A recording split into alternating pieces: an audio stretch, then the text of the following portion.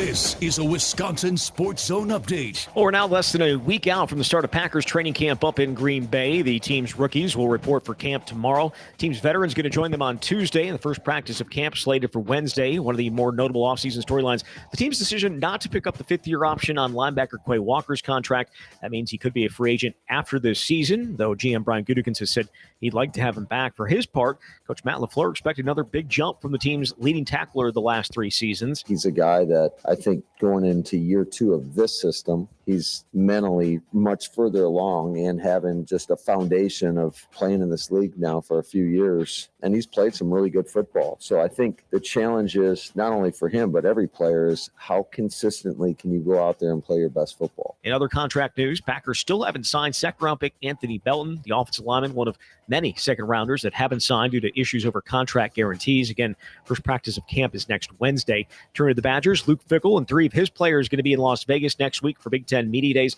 They're going to get fall camp started July 29th down in Platteville. Rural Mutual Insurance, keeping Wisconsin strong. When a company only does business in Wisconsin, that's Wisconsin Strong. Rural Mutual provides all lines of insurance, including commercial, farm, home, and auto. And your premiums stay right here to keep Wisconsin strong. Local agents, local underwriters, local claims adjusters. Rural Mutual Insurance, keeping Wisconsin strong. Well, the Brewers All-Star break is essentially over. The team is in Los Angeles, where they're going to open the second half of the season tomorrow against the Dodgers. Milwaukee won 7 straight heading into the break and sit a game out of first place in the NL Central. With this Wisconsin Sports Zone Network update, I'm Zach Heil, Print.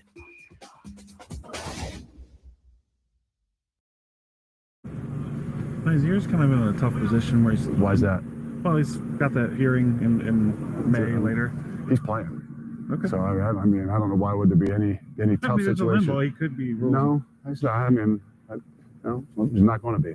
So I don't know why it would cause him any limbo. It's kind of that same thing. People tell you today it's harder to build teams and programs and cultures because of the nature of college football. I think that's just an excuse.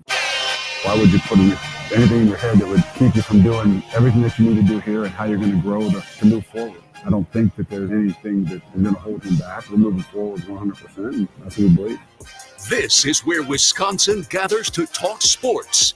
Packers, Brewers, Badgers, Bucks. The Wisco Sports Show is on the air. Now, here's your host, Grant Bills.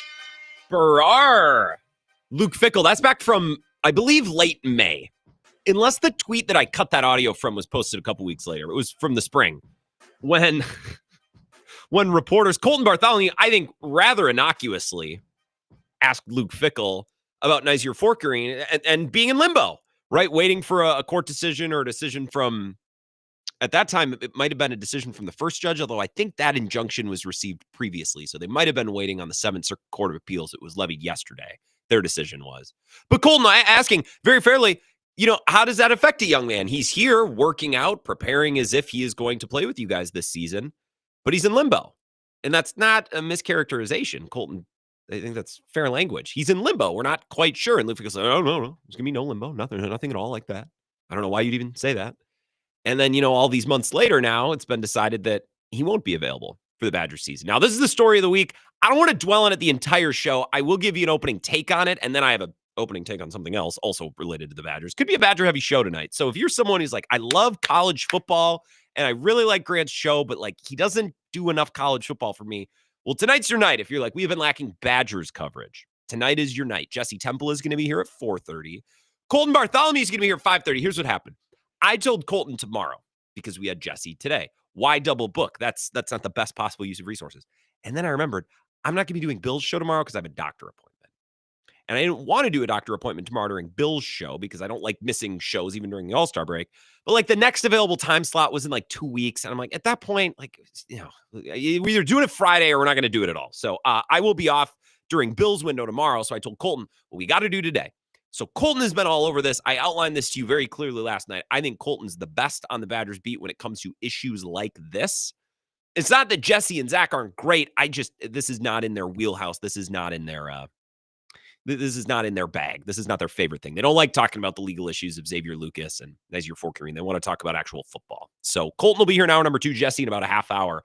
The reason I want to lead with this, I know we talked about this a little bit last night, is I thought more about this and I stewed more on this since the show ended last night. And I have some additional thoughts if you would care to hear them. I hope you do.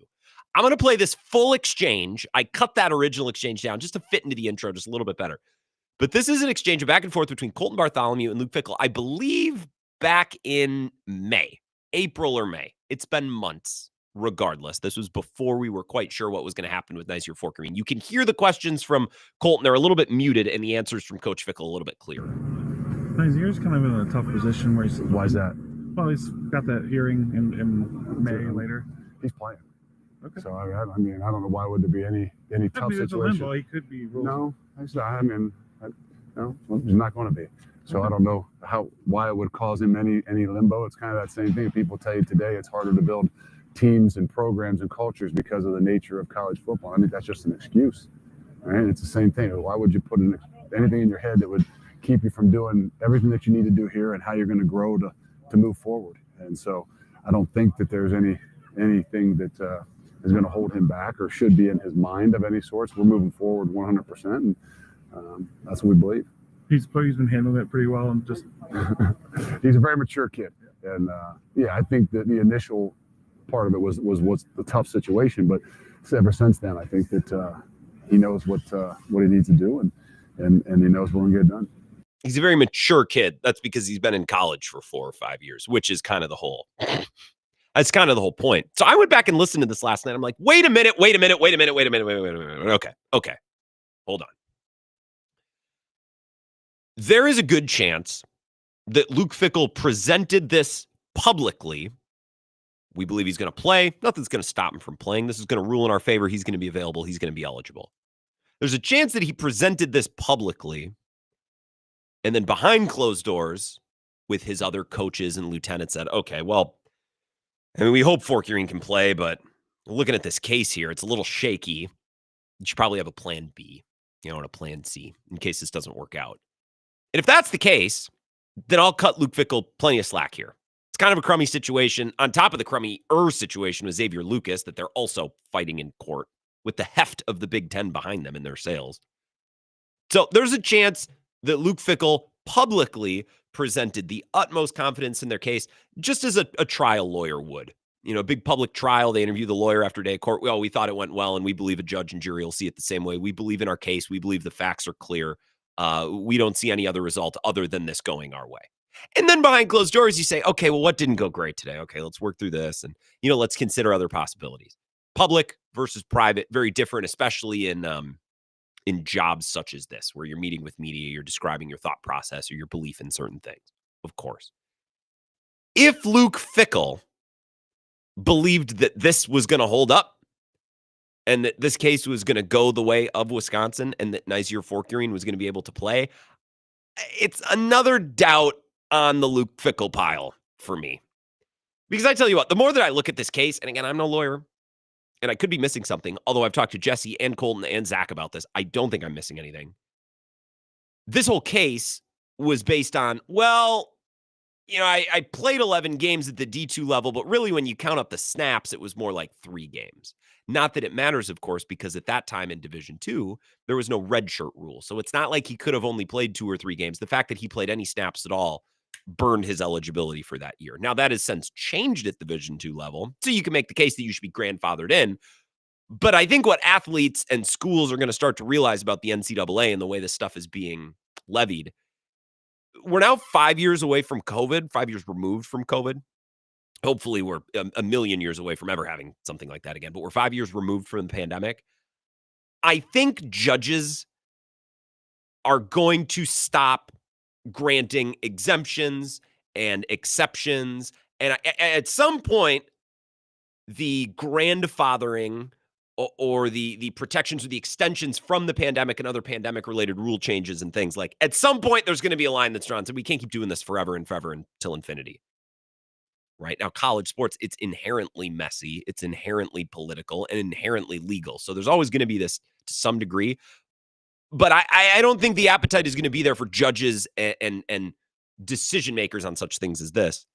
You say, well, yeah, we'll extend this because this happened. Like at some point, we're just going to draw a line in the sand and say, we're not going to let guys finagle their way into 5th and 6th years of eligibility because we're just not going to do it.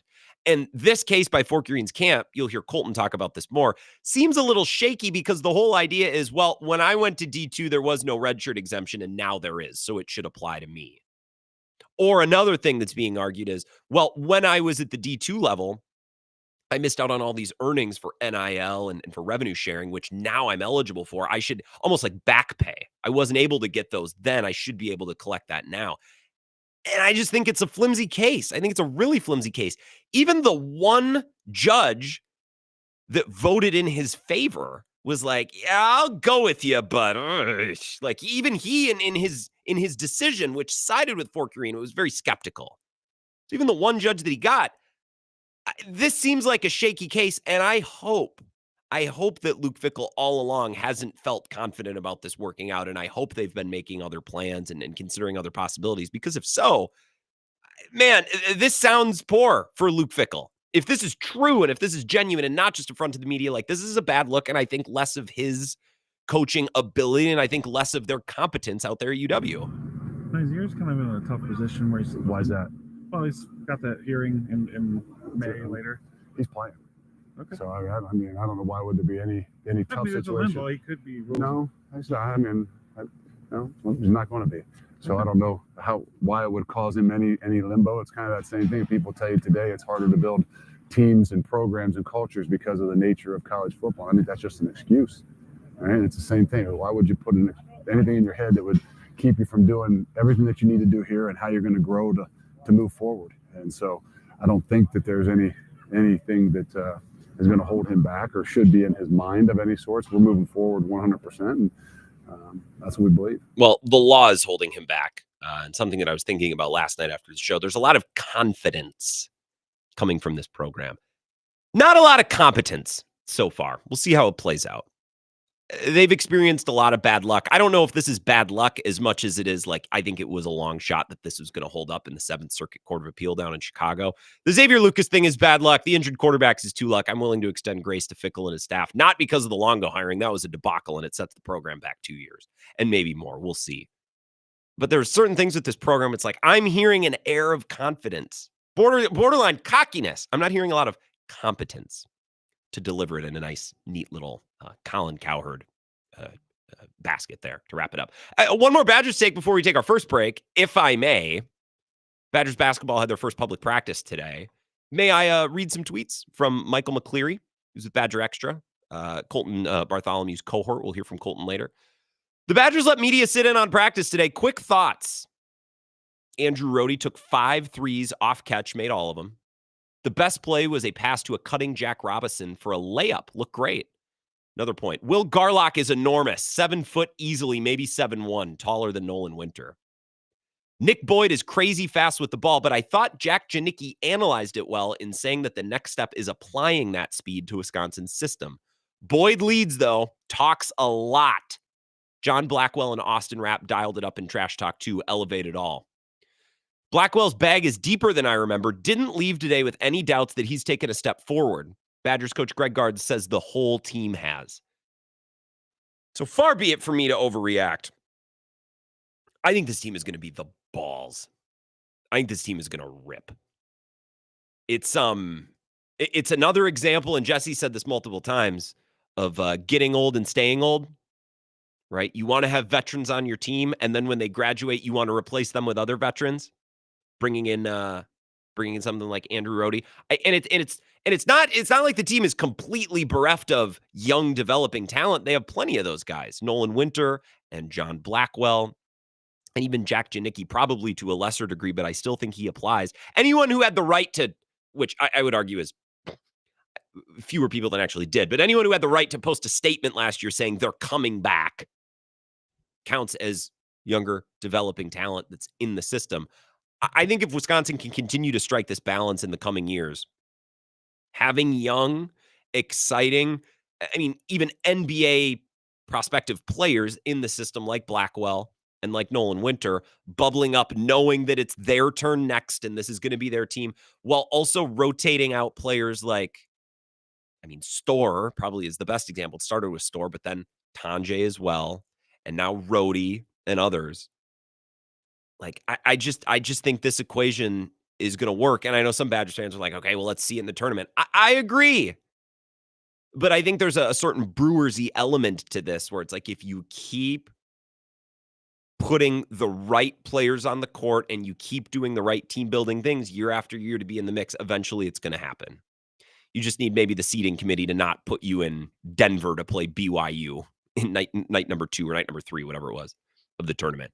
I'm really excited about this team. I don't have much more to say about them at this time. I love the fact that Will Garlock is bigger than Nolan Winter. You need the depth of bigs in the Big Ten. That's something that was, a problem, especially with Steven Crow, who didn't always play up to his size.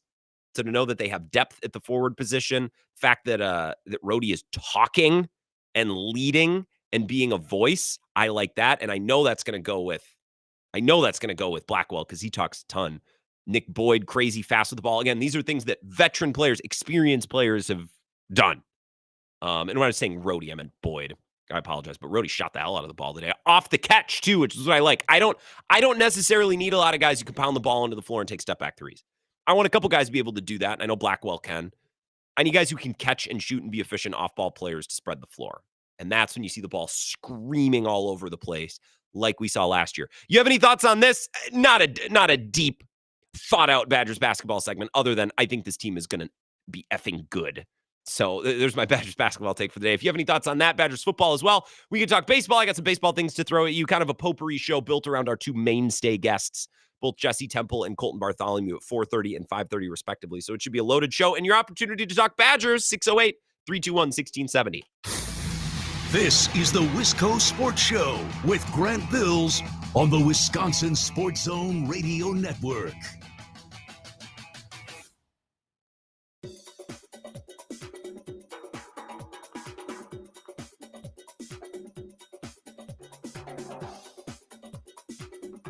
The Wisco Sports Show will resume in 3 minutes.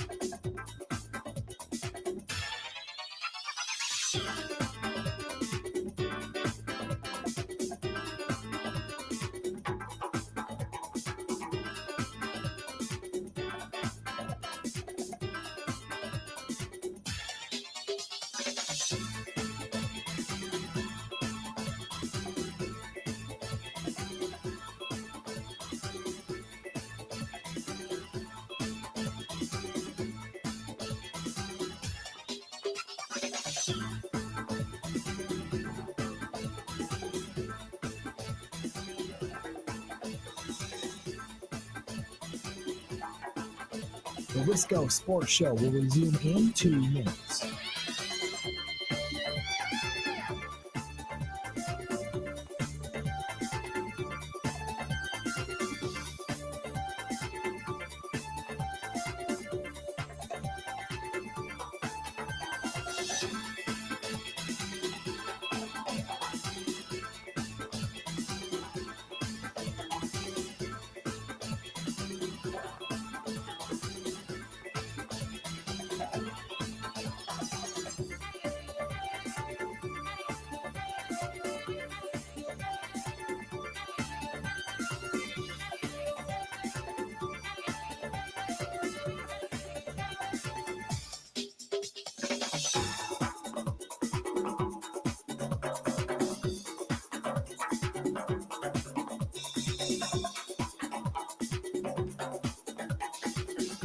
The Wisco Sports Show will resume in 1 minute.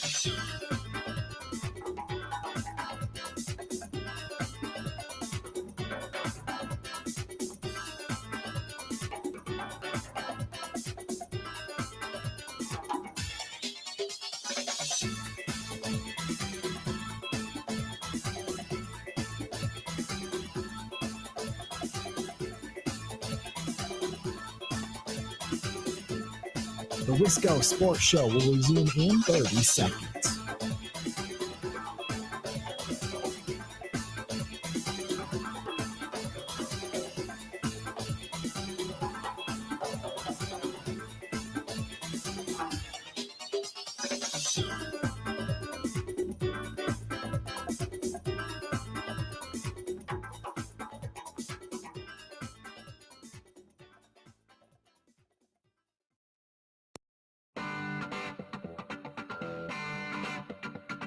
Wisco Sports Show.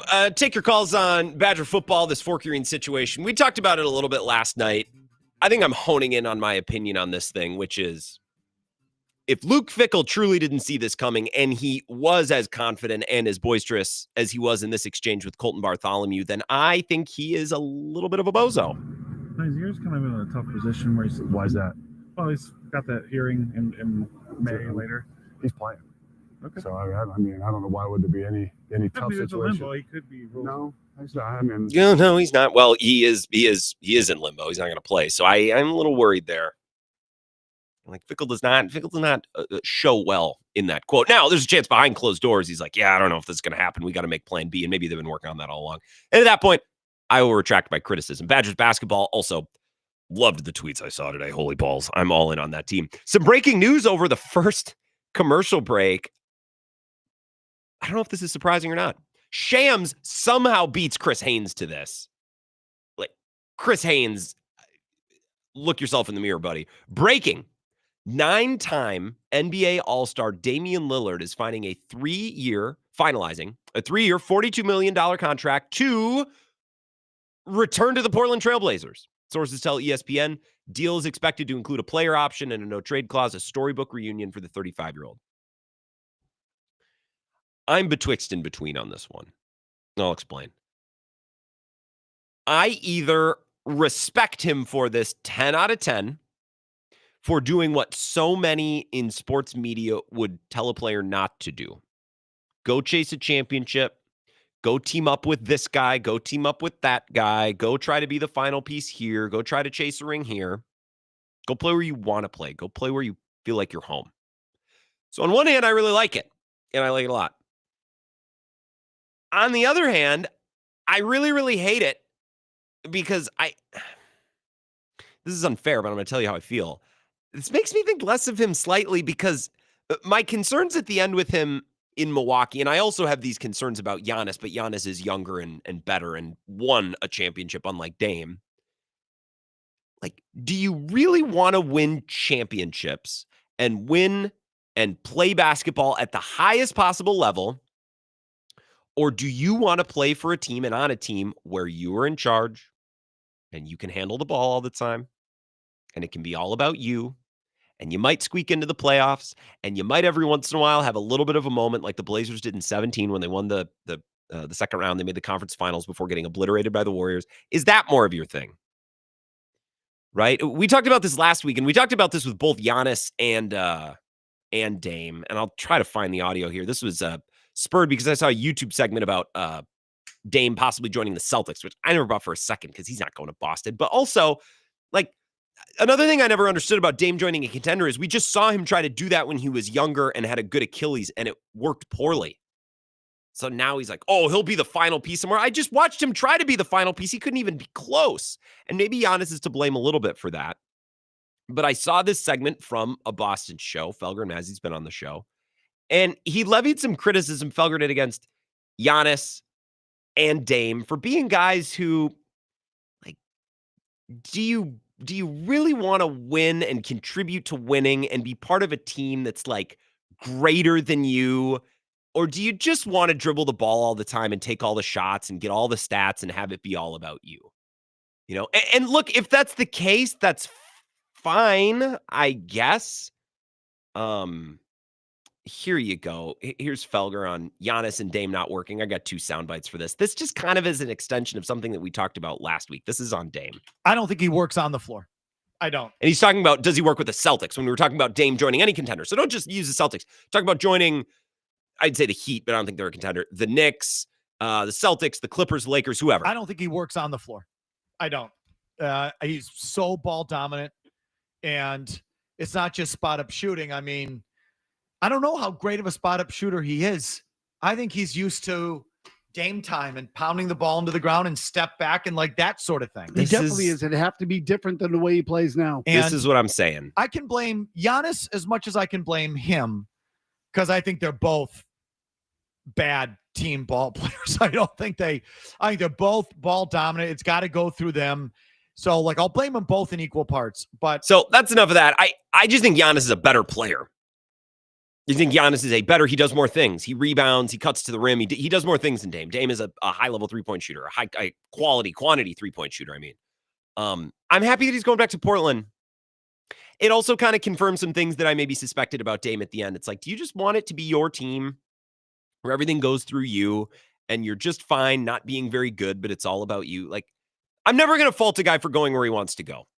So I'm happy for him in that regard. But in another regard, I'm almost like, okay, he's also 36 coming off an Achilles. He might never be a high-level player again. So that's something to consider as well. We don't have to talk about this. It's just breaking news, and it caught my eye on Twitter. We can go right back to the Badger, whatever you want to talk about. 608-321-1670. Wisco Sports Show. Who's this? Grant Bills, how we doing? Vagabond, I figured I might hear from you at some point today. Well, calling in from Highway 77 up here, which is an underrated highway that we leave out of the discourse quite frequently when we're talking about 53 and 51 and 94. 77 is underrated, but service can be sketchy. So if you lose me, you lose me. All right. We'll go ahead and shoot. Well, yeah. So as all things in Wisconsin Sports Talk Radio, obviously this conversation parallels the Aaron Rodgers conversation. You were talking about this, and I thought the best Shane Gillis joke from last night was when he made the comment about, hey, Aaron Rodgers going to turn down the vaccine because it could be bad for your health. By the way, he followed it up with joining the New York Jets. Yeah, and that was funny. When you were talking about the Dame situation, I'm like, yeah, this kind of seems like an Aaron Rodgers situation. Like, do you actually want to play for good teams and have a real chance at a championship? Or do you want to go to a place where you can just control the whole show? So yeah. Kind of a parallel there. And I'll give him a little credit because the Jets needed a quarterback. They had good talent. He pops his Achilles. I would have liked to see, what it looked like if he was healthy and not coming back off an Achilles. But that organization is a clown show. And I think he learned like, oh, okay, so Green Bay's not so bad. And that commentary's been shared before. So we don't need to relitigate that. The grass is always greener. That's what we like to talk about in sports. Correct. Luke Fickell, man, this is a $9 million coach. Look what he did at Cincinnati, Grant. This man got famous because he beat Jack Cohn one time in the regular season, right? That's how his Cincinnati team, got to the playoff. He beat Jack freaking Cohn, right? How could he possibly fail at Wisconsin after he's getting paid $9 million? And so I like your commentary there. I do think it's a lot of confidence. It's little competence, and hiring decisions matter. So the Fourqurean stuff, I would give him the benefit of the doubt. I agree with your point on the trial lawyer. I think he's trying to put the public show out there. It's also a good message to send to the rest of the locker room of like, hey, guys, we're operating in today's conditions. Yep. And there's a chance that this kid's going to play. So we're going to operate as if he's going to be here. Treat this just like if the kid, tore his Achilles in summer practice, right? Like that's how you have to treat it. I'm not criticizing that. I just want to know if behind closed doors Fickell thought about this differently. Because if he really was that brash and confident that he was going to play, then I question his sense. And in most cases, I would agree. It's just nothing else. And this is kind of the problem with the Fickell era so far. Like each individual instance of incompetence, you could say, well, let's give him the benefit of the doubt here, right? Like, he's not winning games because he doesn't have talent. Let's give him the benefit of the doubt. He's got to get his players in here, right? But you can't lose to 2023 Indiana. You can't lose to Iowa by 30 and then tell me he doesn't have the talent to play with those teams, right? And so there's individual instances where I want to give this guy the benefit of the doubt, but there's, at the end of the day, you can't when you're paying a coach $9 million. You're not supposed to get a guy that need to build all these excuses in. $9 million a year is supposed to get you a guy that can fight through some of this adversity. So I'm not going to chalk this up as, they don't have a starting corner, because ultimately he couldn't keep Xavier Lucas. He sent, a bunch of those DBs to Toledo. He has a defensive backs coach that just lost pretty much every scholarship guy in his locker room. And, that's not something I'm going to give a $9 million coach the benefit of the doubt for. So that's kind of my attitude. It's one of many things that I'm kind of raising an eyebrow at. So this is a good point. Like, what does that money buy you? Vagabond, that's a good call. And drive safely. I was just looking at 77. It crosses 53 in Minong, 13 in Mellon, 27 in Hayward, which is, I saw your tweet under the Spooner Blows Bridge, which I appreciated that picture. Had to give that a retweet. What exactly, when you're paying Fickell and you're going out and getting a top tier coach, you expect that coach to make up for some things. I don't know exactly what those things would be, but I understand the general premise of Vagamon John. That's something that we'll have to talk about probably as we get more into fall practice and into the games. I don't want to overextend and make this Badgers conversation, this Luke Fickell conversation, about anything that it's not. So I'm kind of fine keeping it in this spot and putting a pin in this topic for today. I hope that behind closed doors, he was more receptive and open to the idea that this was going to happen, because if not, he got blindsided by something that now, looking back at the facts, I don't think he should have been blindsided by. So that worries me, but I'm giving him the benefit of the doubt and leaving the door open to the idea that behind closed doors, he had a little bit better clue of how this was going and was just projecting confidence outwardly. All right.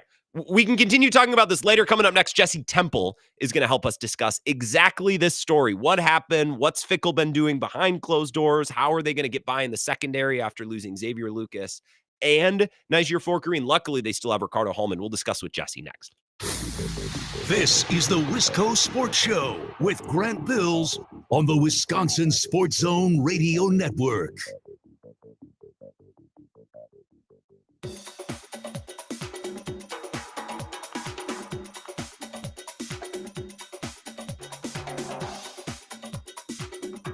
The Wisco Sports Show will resume in 5 minutes.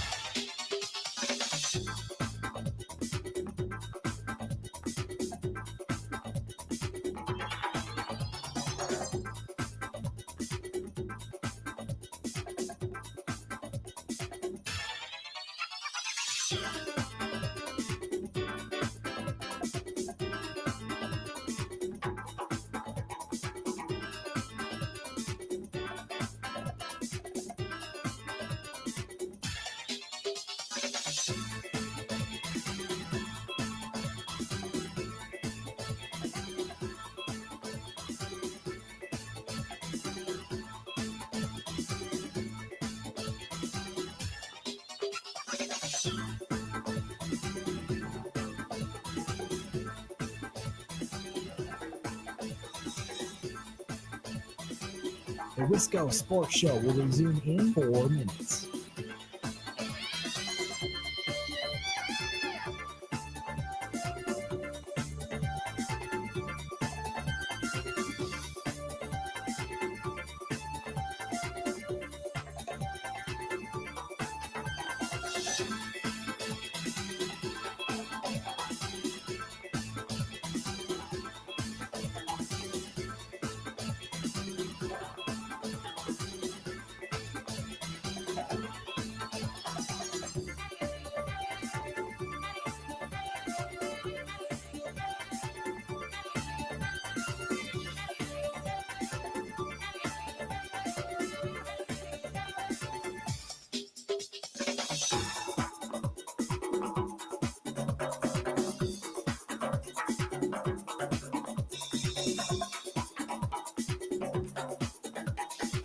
The Wisco Sports Show will resume in 3 minutes.